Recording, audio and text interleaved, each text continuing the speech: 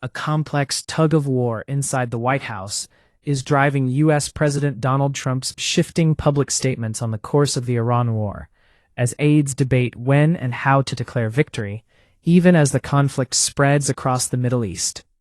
Some officials and advisors are warning Trump that surging gasoline prices could exact a political cost from the U.S.-Israeli attacks on Iran, while some hawks are pressing the president to maintain the offensive against the Islamic Republic, according to interviews with a Trump advisor and others close to the deliberations.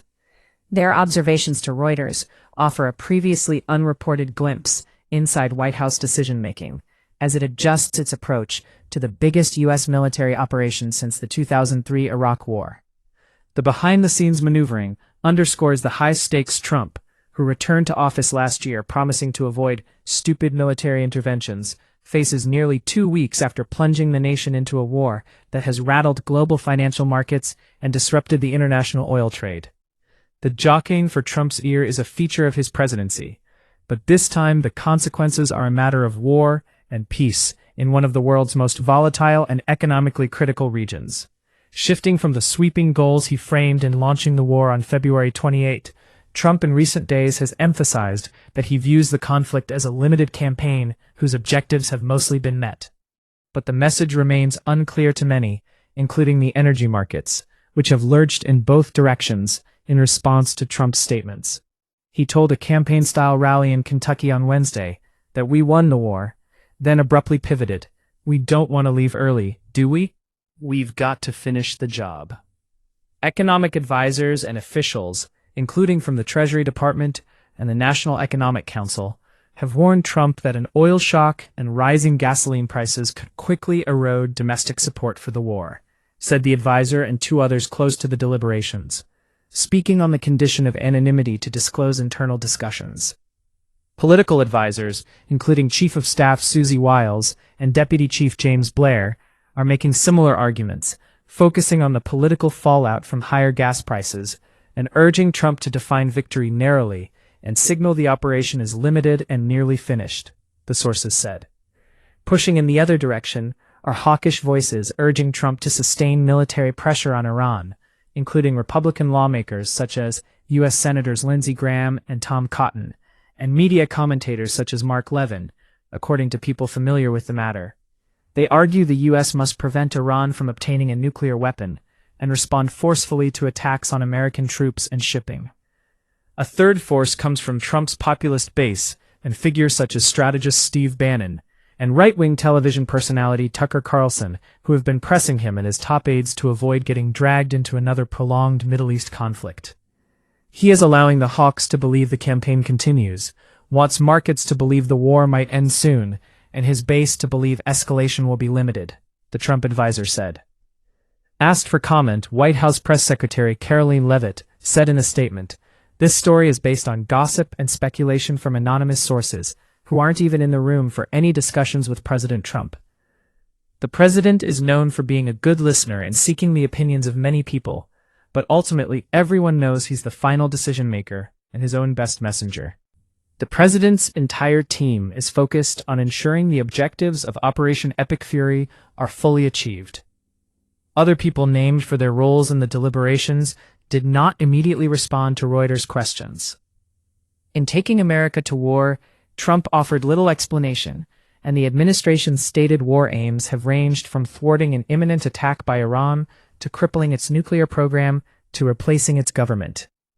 As he seeks an exit from an unpopular conflict, Trump is trying to juggle competing narratives that some critics say have complicated an already difficult situation, with Iran defiant despite the devastating U.S.-Israeli air assault.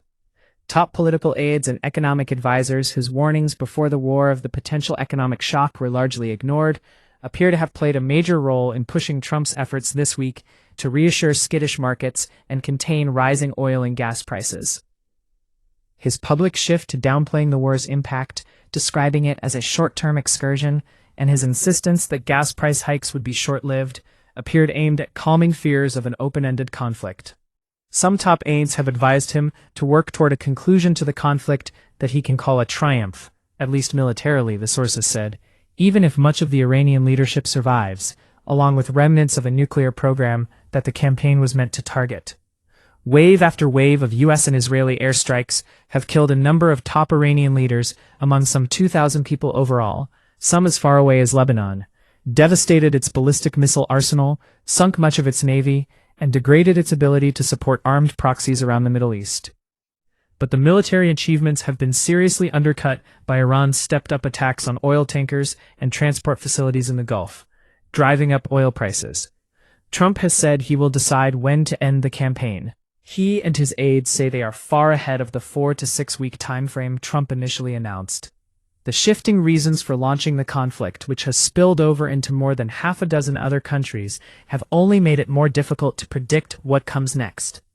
For their part, Iran's rulers will claim victory, analysts say, for simply surviving the U.S.-Israeli onslaught, especially after demonstrating their ability to fight back and inflict damage on Israel, the U.S., and its allies. Critical to the war's final trajectory will be the Strait of Hormuz. A fifth of the world's oil shipments, which normally traverses the narrow waterway, has come to a near standstill. Iran in recent days has struck tankers in Iraqi waters and other ships near the strait, and the new Supreme Leader Mojtaba Khamenei has vowed to keep it shut. If Iran's stranglehold on the waterway pushes U.S. gas prices high enough, that could increase political pressure on Trump to end the military campaign to help his Republican Party, which is defending narrow majorities in Congress in November's midterm elections.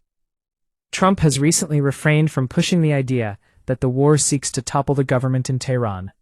U.S. intelligence indicates that Iran's leadership is not at risk of collapse anytime soon, Reuters reported on Wednesday. At least some of the confusion over the war's trajectory appears rooted in the quick U.S. military success in Venezuela. Since the start of the war, some aides have struggled to convince Trump that the Iran campaign was unlikely to unfold in the same way as the January 3 Venezuela raid that captured President Nicolas Maduro, according to another source familiar with the administration's thinking. That operation opened the way for Trump to coerce former Maduro loyalists into giving him considerable sway over the country's vast oil reserves, without requiring extended U.S. military action. Iran, by contrast, has proved a much tougher, better-armed foe, with an entrenched clerical and security establishment. Experts have rejected claims by Trump aides that Iran had been within weeks of being able to produce a nuclear weapon, despite the president's insistence in June that U.S.-Israeli bombing had obliterated its nuclear program. Most of Iran's stockpile of highly enriched uranium is believed to have been buried by the June strikes, meaning the material potentially could be retrieved and purified to bomb grade. Iran has always denied seeking nuclear weapons. If the war drags on, American casualties mount, and the economic costs multiply, some analysts say it could erode backing from Trump's political base. But despite criticism from some supporters opposed to military interventions, members of his Make America Great Again movement have so far largely stayed with him on Iran,